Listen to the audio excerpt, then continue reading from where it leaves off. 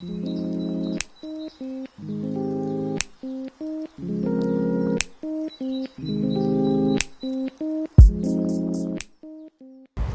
Ariana Jones. I'm the Executive Director of Waste Loop, and I'm here today with Dan at Yodelin to talk about sustainability in restaurants in Leavenworth. Hey guys, how's it going? My name's Dan Fisk. I'm one of the co-owners of Yodelin Broth Company, and I'd like to thank Ariana for having me here. And we can basically talk about what we do as a company and a restaurant to sort of do the best we can with sustainability, which is always a challenge and always forever evolving. A couple things that come to light, and what we try to do is basically minimize the overall use of plastic, single-use plastic especially. We have zero saran wrap in our restaurant. We have zero ziplock bags. Second thing, purchasing food locally to the farmers, to the fishermen, to people that have the cattle farms. Keeps the money here. Again, food's not traveling as far, and whether it's sustainable or not, it definitely makes you feel better, and you get to know the people, and it's just a much more enjoyable way of doing business. You know where it's coming from. It's other hardworking people who appreciate food. And that to us is the easiest and best way to be sustainable as possible. Yeah, it's a big opportunity for local businesses considering the amount of local farmers that we have in the area and making those connections. So it sounds like reducing waste overall, especially plastic, and then being able to source locally are two of the top things. But one thing everyone comes to Yodelin for is the broth. So how is the broth kind of an example of sustainability within your restaurant? Yeah, it's funny. We, everywhere I've ever lived, but especially on the West Coast, the majority of people love seafood.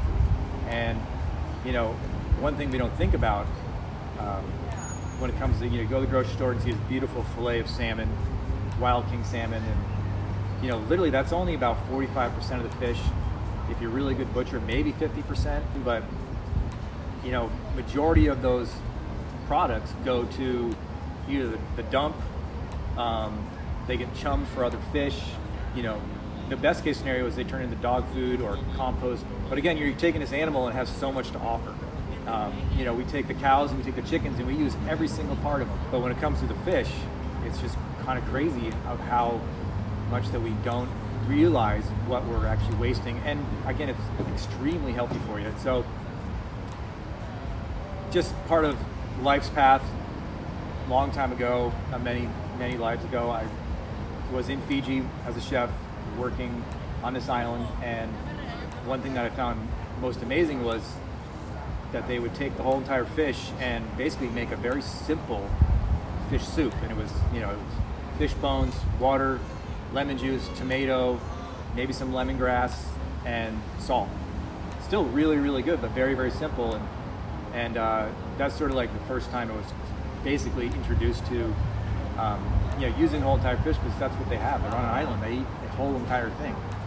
And then just throughout time, it's just been something that always stuck with me. And as a chef, in the restaurant world, you bring in a whole fish, and really what you're doing is you're taking that fillet and dumping it in the trash, because you just couldn't make enough fish stock to use to actually utilize all the bones that you were getting.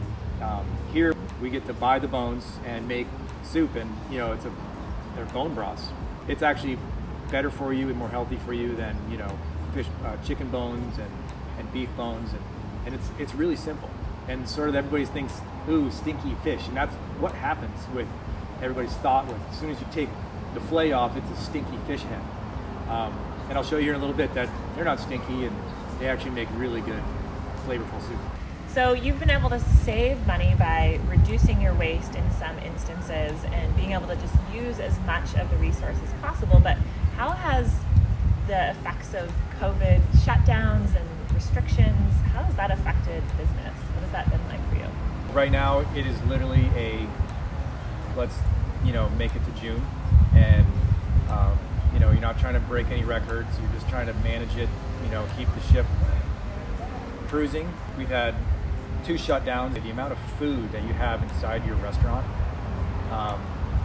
is huge, especially produce. I mean, this stuff all has to go in a day or two of being brought in, especially if it's already been, processed and it's ready to be basically put on your salad, or, literally those things, unfortunately, go to waste. I'd say the second challenge is that it's every single day occurrences. To-go business was 5 to 10%. Now our to-go business is some days 50% of our business. So take every single dish that you send out there, it's another 50 cents off of, the profit margin. Those are restaurant COVID challenges. Yeah, that's a lot of challenges. But it seems like you're able to still find some balance in sustainability, which is pretty inspiring. Even the small things I've noticed when I pick up a to-go here, that you have to ask for utensils, for instance. Is there anything else that you've done to, even the small things, to try and keep the waste reduction and sustainability at the forefront during these restrictions? Yeah, I mean, again, like, it's a cost thing, which is huge. It's also taking a cardboard box that our food comes in, and it saves, it's funny, but 25 cents is a bag, plus every container is 50 cents. So you just try to think of ways of trying to not see as much money be taken off of every plate. Yeah, so it sounds like it's a win-win when you're looking at kind of the economic standpoint of when you reduce waste, you're also saving money. But even though it's challenging during these COVID restrictions, you're still making steps, which is inspiring. Yeah, and it's just what you have to do. Yeah.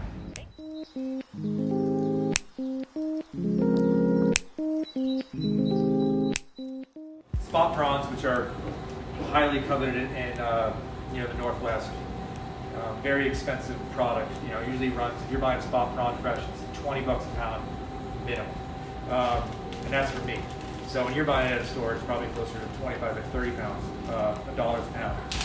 But you're only using half the animal again, and you have the other half of the animal, and we have the same company save these for us, and then we turned it to soup. So again, it's this is and again they don't even keep all of it because they can't. We aren't there yet, but this is almost 500 pounds of prawn heads being turned into food. Wow. So these are just the heads? This is just the heads. Wow. Yeah. All right, everybody. Hey, so here we are inside.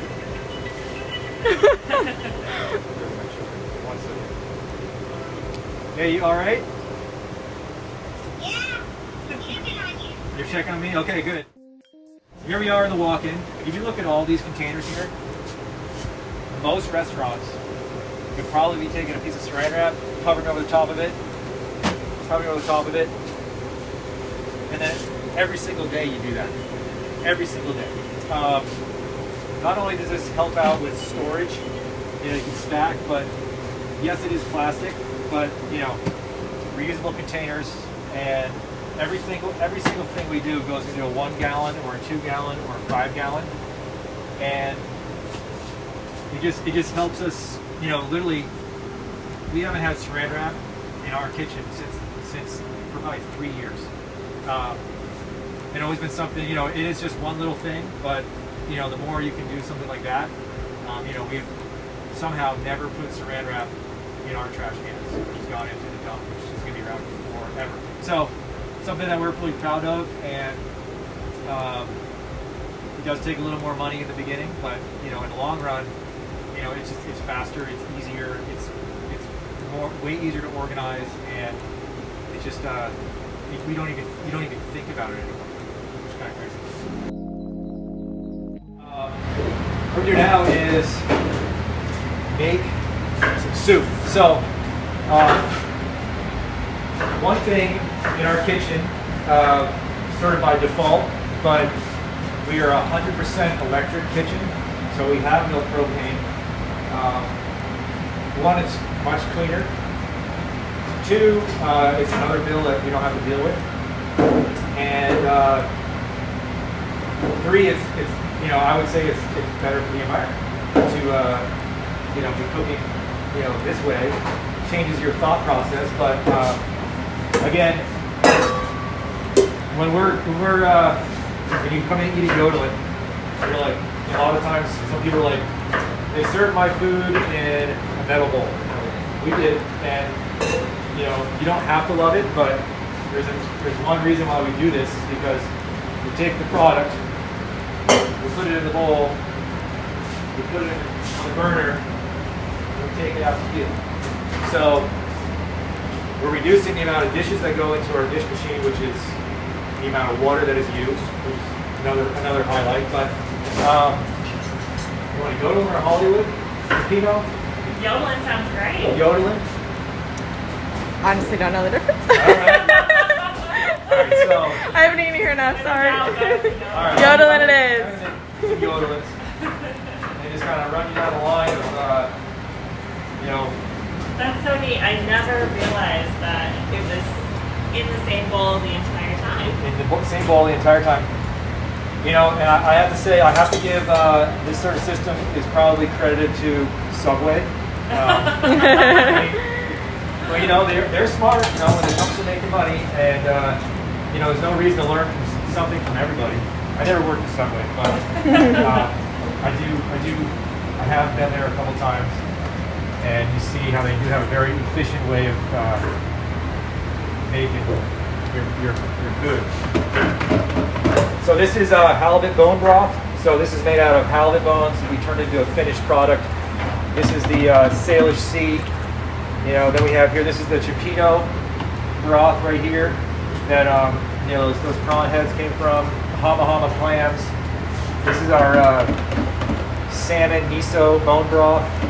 This is our organic tomato soup that all the kids love. And then we have our beautiful Hollywood, which is, you know, carrot juice, coconut milk, and lots of ginger.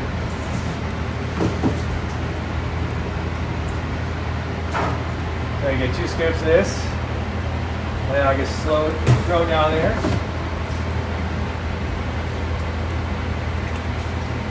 So when you're saying the customer is like, oh, we got our bowls and they were metal, and how has the customer response been in general? I know that you do a lot of good marketing to let people know your sustainable practices. Has there been feedback or people? Most people don't have a problem with it. You get people who just they just don't get it, and they'll let you know on Yelp. That's okay. That's just part of owning a restaurant. I want you to see why we're doing this. It really makes a lot of sense. Again, another thing that is crazy is that we don't ever have anything broken. That's why we have metal cups. We have metal bowls, metal pans, and again, we don't ever hear the waiter station that happen to tip over and have thousands of things broken. So we do have pint glasses that break. That's really the only thing that break in our everyday use of utensils and plates and all that stuff. So again, you know, it's a money thing. I mean, it's yeah, we save money because we don't have to buy plates every 6 months because it's just natural paper. But durability is a huge piece. And durability, and you know, it's just you know, it's just a much easier way of making our lives easier. Yeah. So this usually takes about 3 to 5 minutes.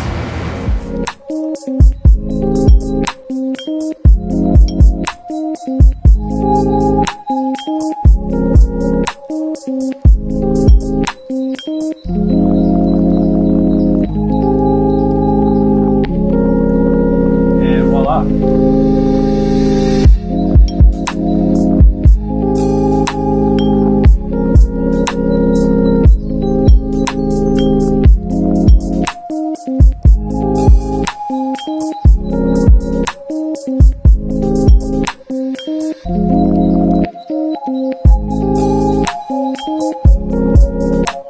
Thank you.